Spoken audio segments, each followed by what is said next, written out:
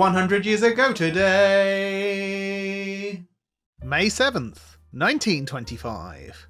Wife aids spouse in raid. Mrs. Helen T. Queen, who did not go to the country, has husband fined. My wife's gone to the country, hooray hooray.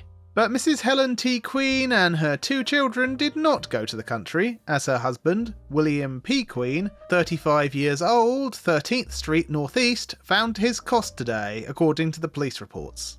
For 3 years, as soon as the buds and blossoms began to burst, Queen bundled off his wife and offsprings for a 6-month vacation. This year, however, Mrs. Queen became suspicious of her husband's solicitation for her health, the police say, and decided to stay in Washington, at least for a time. Last night, Mrs. Queen, accompanied by Lieutenant O.T. Davis and Detective M.O. Holmes of the Vice Squad, burst into the apartment of Mrs. Ella I. Brennan in southeast Washington. There, in the luxuriously apportioned apartment, the irate wife and her detective companions allege they found Queen and Mrs. Brennan. "There you are," said Mrs. Queen, but not with Roxy and sweetness. She was mad clear through, and she took no pains to conceal her anger from her husband and Mrs. Brennan. Booked at the 2nd Precinct Station House, Mrs. Brennan deposited $25 collateral, which she forfeited today in police court.